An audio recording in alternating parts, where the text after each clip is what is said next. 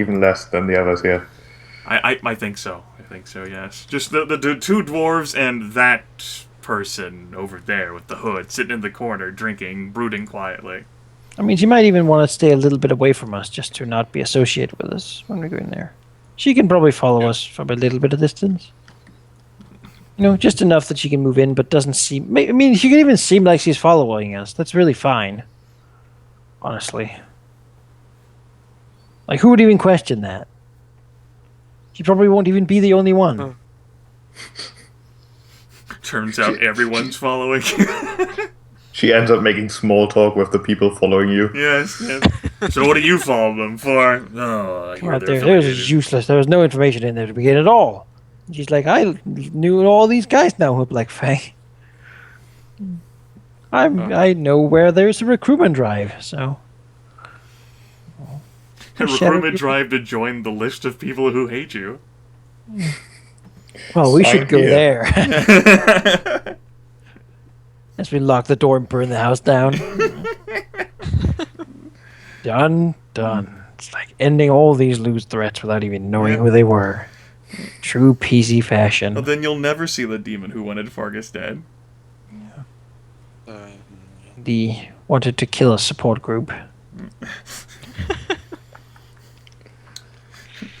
Kill Team PC Anonymous. Hello, I've been roasted by lightning twice, and I want to kill the PCs. Hi, Bree. So much for Anonymous. Yep. Damn it! You always guess it. I hate the world.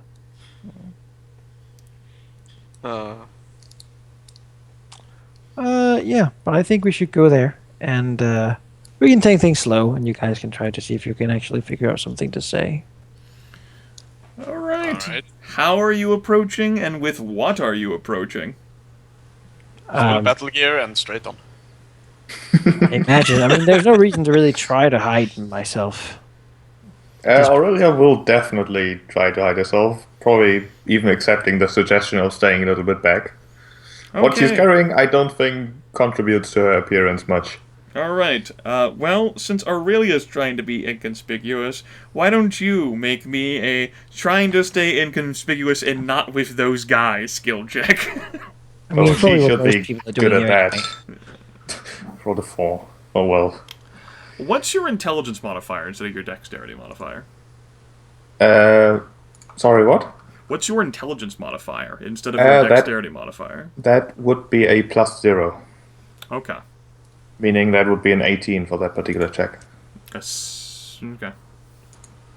That's just worth noting because, like, it's not like you tailing them for, like, a dexterity-based thing. It's like you just don't want to be part of those people. Like, I'm not with them. What the fuck are you talking about? Don't worry. We'll Apparently you have to be get smart to not be associated with these people. Yes, as a matter of fact. It is smart not to go right next to us, talking to us all the way. It is dumb to actually do that. All right. You three travel from one of the guard stations located in the docks, heading for Little Dragon Hall. As you approach Little Dragon Hall, it does have that feel and vibe to it. Unmistakable. For anyone who spent any length of time in Dragon Hall, a few weeks, Blue City leaves a mark on you. The Mistress of Sorcery who commands it as the Imperial Governor. A scent, an unmistakable aura, and you carry it with you for the rest of your life. And it's only in moments like these, as you're entering the neighborhood, with its clearly defined walls with semi-bizarre architecture, stone and brick, and some wood too, that you get the sense that, oh, that's what I've been missing, or that's what I never wanted to come back to. And certainly, you have attraction. There are eyes, The docks are well-traveled, certainly, as many visitors, adventurers, are waiting for ships, dawdling before they set sail for somewhere else. But you folks in particular, individuals, 2 of you, whom have noted names and reputations, even among some commoners. You attract eyes. You see, Dragonhall does attract little satellites like this, little Dragonhall. And, part of the concern people have with Little Dragonhall is that it's a way for Blue City to reach out and touch you while you're not even there. A way to say, I still control your life when you've left it long behind. The two taverns are rather iconic in their separation. The Harlequin's Flask and the Winch and Chain. Which one did you say you folks wanted to go to? The Harlequin's Flask, the rich one. Yep. Okay. Well, I will make that map visible for you folks. Exciting. And you can slowly load that one. Part of the time that's spent in loading will be due to the patrons that are there in the Harlequin's Flask. How long will your travel take? It will take as long as it takes for you to load. Oh, well, quite Yeah. How about that? I will actually go get something to drink. I will do the same. You folks. Yes, drink time. And maybe Gryph will be here, but suddenly... Well, Leon has the cube, so you wouldn't even have to worry about him popping out awkwardly. You're safe! Gets to not do anything even if he's here. He is online, and apparently... no, never mind. He's been online all day. Might be his phone. Yeah, probably. So... hope you guys are prepared for this. No. Not really.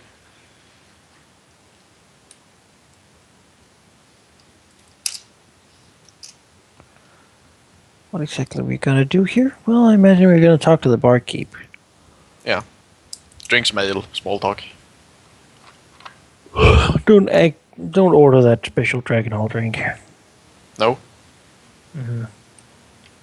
Is it made out of people? Like fermented human blood, and it's like so strong that you die if you drink it. Ah. So don't do that. No, I won't. I think Tempus once did that, and he cried. Even if he's just a robot. How does it work? I don't know. It's just really, really fucking strong. Oh. No, I'll just order normal things, and then we'll talk to the barkeep about... I don't know. What are we going to talk to him about?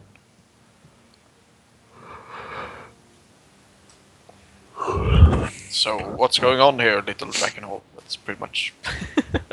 I can't really think of anything specific. I don't care to say. And I'm back.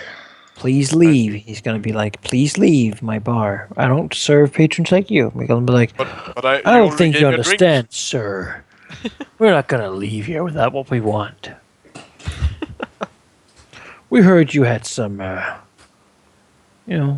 we could be like, we need to talk in the back room. We got some business. He's like, I don't want your business. We're like, I suppose we'll just take our business to the other side of the way, of the road. Like, you do that. You go try to do that. And then we do, and then we get the same answer there, and then we leave. Oh, there's a bunch of people here. I still haven't. Who would have guessed?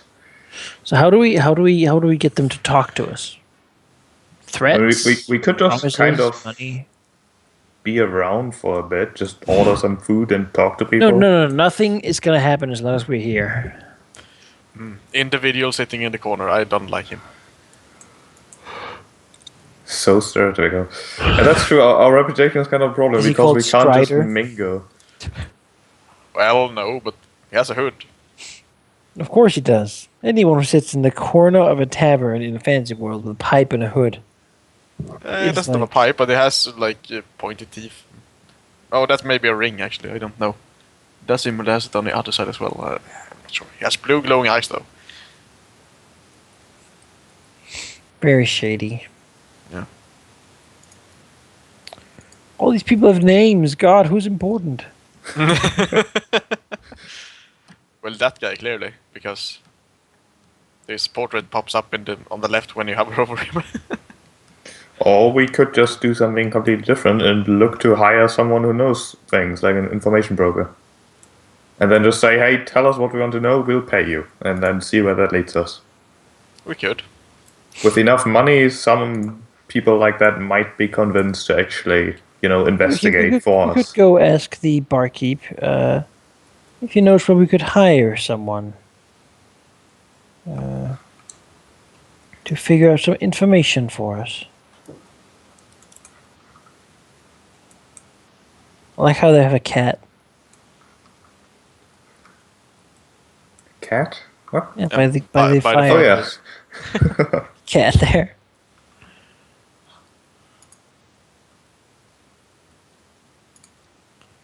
There's those little curtains in the corner. I imagine that guy in the corner there is just, quite special. Someone. Yeah. Let's go sit by him. You're gonna talk to the barkeep. Yeah, we can always be a little loud, be like, "So we're looking for someone who might be able to gather some information for us." We could. And do you know anyone? He's like, I don't. And then we put like a gold piece in the corner. He's like, I still don't. We put like 2, and he's like, you really have to do better than that. And put like 100, and he's like, yes, I know everything. We're like, God damn, that was too much. It's always the problem. Maybe Like, how like much is the 10. right amount to bribe people? 5 or 10. If we get 25 pay to go through that fucking haunted forest. Well, he basically gets... I guess. That was a lot of money, though. Yeah, 25 is a ton of money. Yeah, so 10. 10, 15, maybe. Well, that's a ton of money too, right? Yeah, it is, but... I will pay him all my money if he actually gives us good information. How much is that? How much is that? 5? I have 200 something gold pieces. Oh, okay. Oh, God. I will not literally give him all my money, but I fucking would do that. give him all my money. I have do like that. 30. Money is valuable. I have 130.15. Yeah, I bought the champion tier oil, so... Ooh, money. I like money. Should have We gotten just that for Leon. Knowing what we have to throw around here, because it seems like the kind of place. Place where it's upper class and well off? No, that's not important.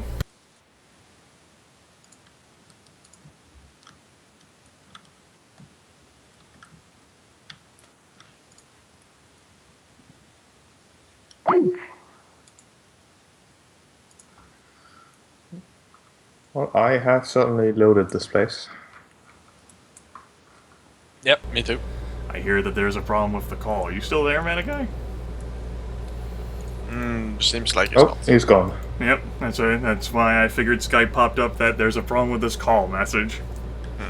Oh, good. I'm glad you guys loaded. You can, from the exterior there, you can get an early look at all of the people who are gonna kill you. I mean, Yeah. The individual in the corner there certainly looks interesting. He's just a red herring, I tell you. Perhaps.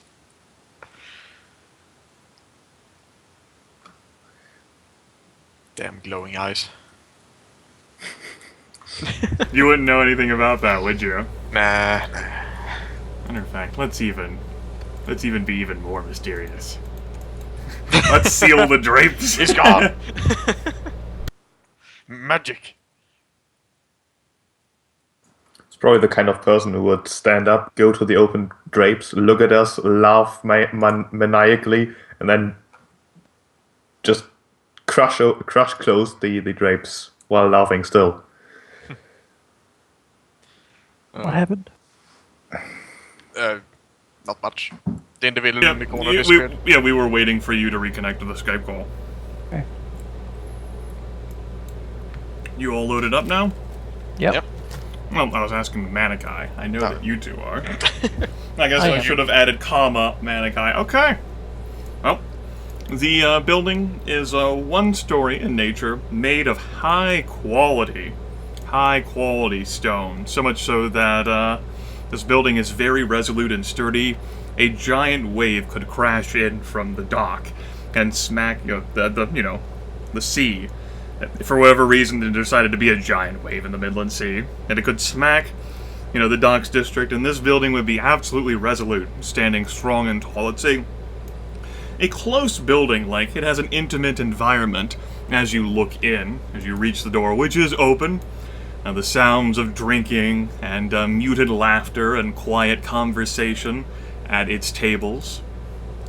But there is a noticeable dying down of even that, muted conversation as some individuals, turn to look at the newcomers, because you certainly don't have the look of having been in this tavern before. You're free to control your characters and move in if you want to see more. Right. Geráck takes a step in. Okay. The bar is clearly experiencing a not that active period of time. There's, of course, several windows which flash on out to the city streets. Several patrons sitting along the bars, drinking, using whatever individuals who come to a bar do. Two individuals by the corner here who actually haven't stopped their conversation at all, and they're arguing about, magical esoterica and what the merits and drawbacks of arcane magic are versus the merits and drawbacks of divine magic. Here, there is a well-off gentleman guarded by two rather blocky individuals, and they do appear to be guards by how they look at you. Some other folks sitting, talking to themselves. A server back here. A draped-off area, which you could swear was open enough for you to get, a glimpse in to show, a sealed-off area that has, a curtain so you can't see behind it. But it appears to be closed now. And then, back here, an individual who does have a commanding appearance to have, or currently be the proprietor, and a glint of in his eyes which speaks of experience. Though he only looks at you, barely paying attention as he moves along the bar. Here, we'll take a second to stand at the door and take a look at the clientele. Just, make sure there's nobody who recognizes.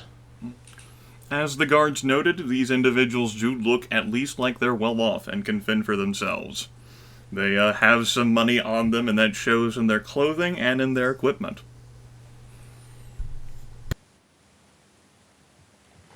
Right. I'll also step in.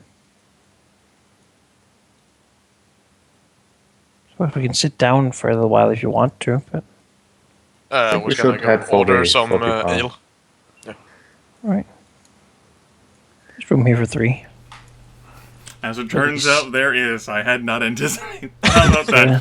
I had not Dragonkin. placed these individuals, having prepared for that. Yes, Dragonkin won't mind. there are some others, and as it turns out, Aurelia is exactly with these people. All right, that's good to know. I was about to comment on that, but... I forgot. Well, Aurelia forgot. All right, the three of you move to the bar, and the barkeep appears to be a man in his 40s, salt and pepper hair, a strong, willful look to his eyes. Looks at the three of you and says, "Well, haven't seen you around here before. Welcome to the Harlequin's Flask. How can I help you adventurers here this evening?" Well, A thank bit you. of a drink. If, Yes. Let's start with some ale. All right, what kind are you looking for? What kind? You look like it, and he starts, rattling off the stuff that he has, and he can certainly help you folks manage to acquire some drinks. You are charged for these, but you aren't deducting the gold pieces for the same reason that you guys aren't hoarding all the fucking long swords and leather armors and selling them. Simple expenditures we can handle without you actually using your money. Alright. Pocket change. Yes, pocket change, especially for level 5 individuals. You guys settle down and the muted conversation around at places resumes. The two individuals whom your group has, moved into do, slightly move away, only because people like their elbow room. And this guy moves a bit further down, too. Like a ripple. Yes, a ripple. So does it seem like anyone's paying us particular attention if we just discreetly look around, or just look around? Give me a skill check to discreetly look around, unless you want to be noticed looking around. It's fine looking people. around. If someone's looking, they will see anyway. Well, to Dwohurim's paranoid mind, anyone could be focusing unduly much on him, but in all reality, no one's staring at you more than perhaps you think they should. I mean, you're newcomers into Little Dragonhall, into this tavern that you've never been in. This does look like an upper-class place, but you do admittedly have the appearance of an adventurer who's seen and done some shit, and you have some coin on you. So, like, the conversation does resume, people just as cautious and wary of you as they might be with anyone else. So it doesn't seem like our reputation really has gone before us that much. Either that, or people know how to properly react so you don't see the No, people look twice over their shoulder, then conspicuously leave in a little group muttering, trying to get all their friends. Well, none of that happened. What is the barkeep sort of doing after we get our ale? Well, after he hands you your drinks, he continues to move along the counter, seeing to whether any people need any of theirs. There is a server back here, and she does move out to hand like food dishes, and she does take them behind the bar into this back room here. I suppose we'll just get our bearing by drinking the first mug of ale. Mm-hmm. It is what Dwohurim plans to do. If the other wants to act before that, then we can go ahead. Yes, no. I mean, I'm not exactly sure about anything. We're just gonna drink his mug of ale first. Having a nice time, just relaxing. It is, in a way, calm in him to be back in a Dragon Hall-like environment. This whole feeling, this essence, this almost like pheromone of just sort of anger and barely contained rage that is Dragon Hall is kind of soothing to him, because here he knows that almost everyone is an enemy, and that is calming, so to speak. Because when he's otherwise in other places, like just Newport in general, he doesn't really know anymore who he can trust.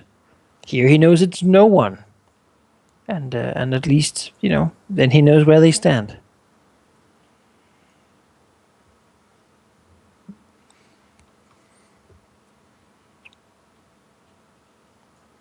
So he knows that if it came to blows, the guards probably wouldn't be the ones to show up. So that's nice. Perhaps not. Well, after having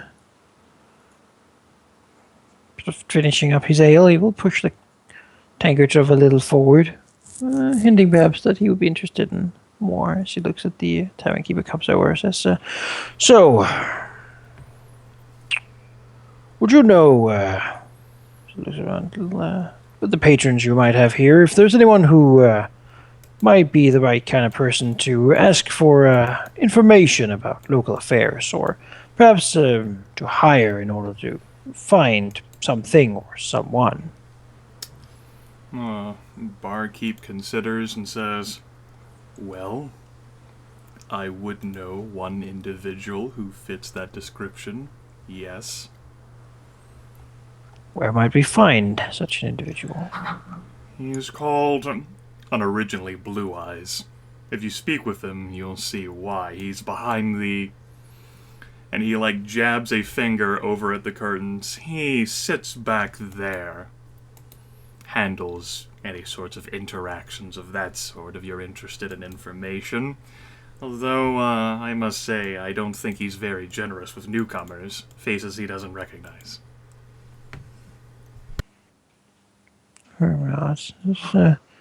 What's the going rate? That depends on what you want to know. He does have a tendency to charge by the question. The value of the question he factors in his head. I get a cut, and everyone's good. And perhaps some adventurers who could be hired to do some minor work. Any group you know of that would be available for such simple tasks? He shrugs. I don't keep a track of adventurers. Well, I mean, I keep track of adventurers only as much as they come in here and sit at the bar and drink. I gave her that business long ago. We'll nod. The desperate Yeah. folks head to the Haven or the Guild, where trade happens, not the little Dragon Hall. I'll take his ale in his hand and look to the other slightly, look towards the curtain.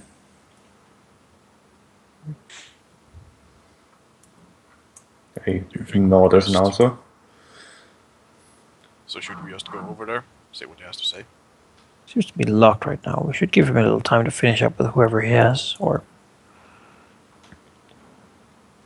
Alright. I guess we sit and wait then. Colrin will actually lean over and say, actually, I don't think anyone's back there, except for him. I'm just nod slightly and just, thank you. Take his tankard and sort of walk in the most free way without bumping into people.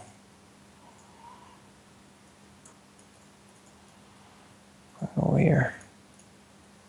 You attract more attention and eyes pretty much from everyone, except for the two talking about magic in the corner, you know, as you're heading for the curtain. But then they look away and resume their muted conversations. Dwohurim will try to catch people's eyes if they look at him. Alright, there's no one who, like, looks and meets your eyes and is afraid of you. It's like all those, like, curious gawkers who, like, see an accident by the side of the road and, like, rubberneck to, like, look at it.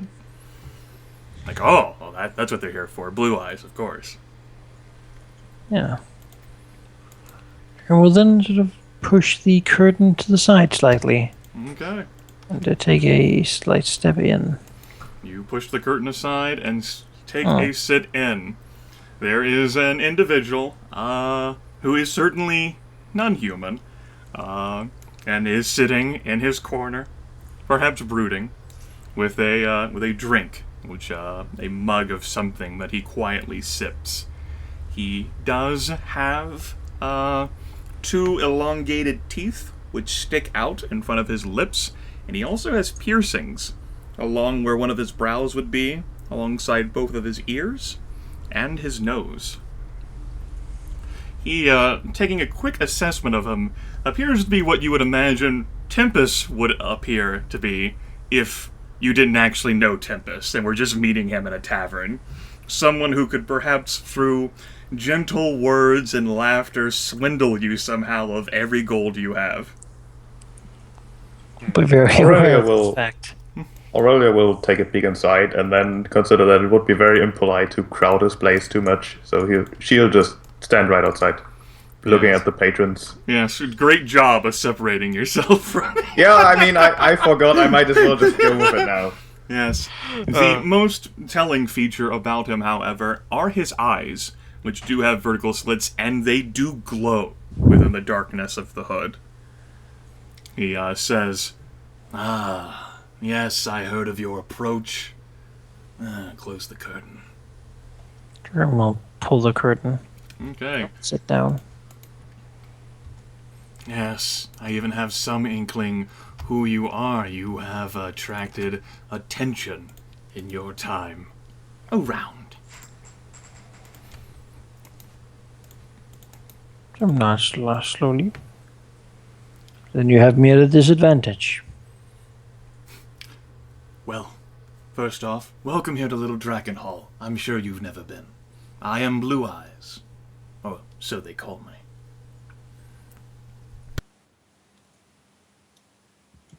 Well, you know who I am, so there's not much need to present myself. Ourselves, I suppose. Yes, and I know who you are as well. He turns his head to look towards the Paladin, though I was not familiar that you were traveling together. Well, A freebie of information, perhaps. exactly. Now, since you know who we are, you might also know why we're here, or at least have an idea of it. I don't think anyone comes to talk to me without wanting information. He idly fingers the rim of his mug. Though I must say that the information you're looking for, I can't say I'd be willing to offer so freely or cheaply. You are very wanted individuals. Yes. No. But how much do you know? If this is just about local, small-time affairs or such, we are looking for hard-to-come-by information.